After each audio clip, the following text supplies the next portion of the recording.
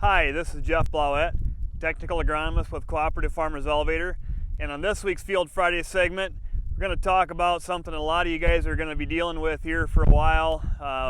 What a difference a year makes again, but we've got these areas of wetness and water that we're sitting around in these fields, and saturated soils and water flooding issues that last couple of years we didn't think we'd ever see again. Well, here we are. I think we've got a backlog of all the prayers for rain are all getting answered at one time. But so there's been some questions about what are the ramifications of some of these spots if we do get dried out. What can we do?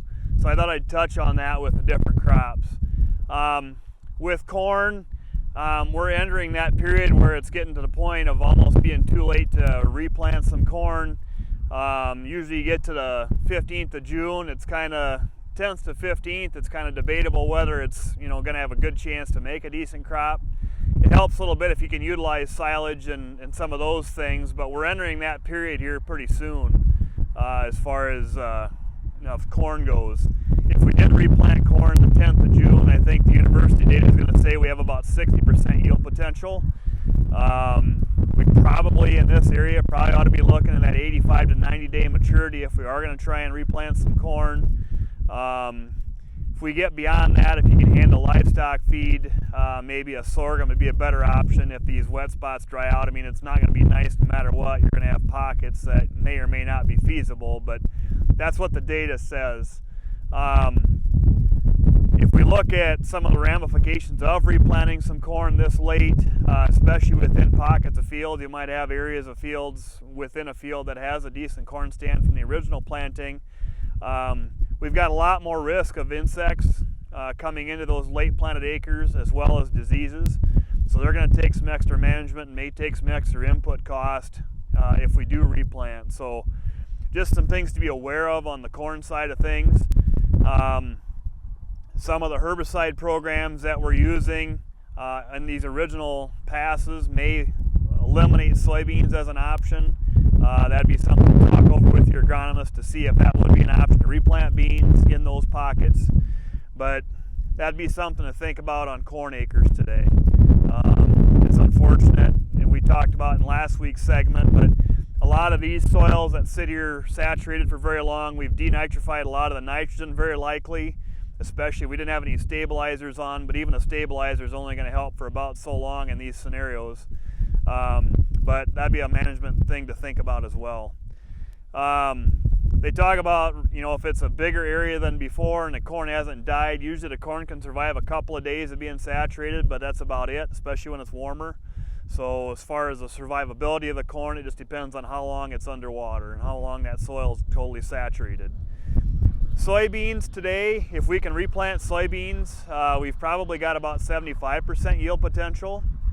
So a little bit better there. We've probably got almost till the 4th of July to consider trying beans yet, so we have some time on them. If we're going to replant beans here, even for another week or so, we really don't have to change our maturities a whole lot. We can still probably get by with a 2.0 in this area, 1.5 to 2.0 pretty easily. You don't have to do anything crazy on soybean maturities. Soybeans and corn too for that matter, but soybeans are pretty adaptable. If you put in a little bit later maturity bean at this time, Mother Nature speeds that growth process up, so it won't be as late as you think come fall. We obviously lose some yield potential, but the maturity side of things, it isn't as drastic as you would think it would be, even though we're talking mid-June here soon. So soybeans, we have some time. If you are going to replant soybeans at this stage in some of these spots, let's say they dry out and we can do some of that here in 10 days, or if we got fields that aren't planted yet, which there's a few of those around as well. Now it starts to become a factor of we need higher populations, and we probably would really get a bang out of narrower rows. 15-inch rows if possible. Drills might be a good thing. We plant beans late, they're going to be shorter, so canopy is going to be an issue, and planting them in narrower rows will get us canopy much quicker, obviously. So soybeans probably don't get as much increased risk of disease, although there is some, but insects can really be a factor on late pockets of planted beans that are later, especially within a soybean field.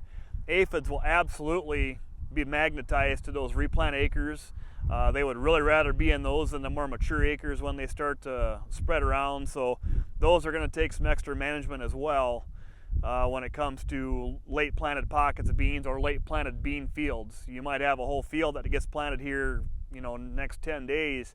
That field is probably going to be a magnet for insects also. So just something to think about on these fields. If we don't have the opportunity to replant corn or beans, there's still some value, even if we get into later on in July when some of these things, if we keep getting rain, they may not dry out for a while, but if we get that late, going in and putting in some oats or some rye might be very beneficial, because you're going to have a bare spot that when you get dry enough, they're going to be full of water hemp and weeds if we don't do anything. And having some root growth in those soils rather than having them completely bare. You can keep spraying them and try and kill all the water hemp over and over again, but having nothing growing in those soils is probably not good for next year either. So if we can have some growth, it'll be beneficial to you. So those are some key points. For more specific details on some things, I would talk to your CFE agronomist, because we're going to have a discussion on some of these acres, especially as we get further east in our territory. So with that, that's this week's Field Friday segment, and we'll see you next week.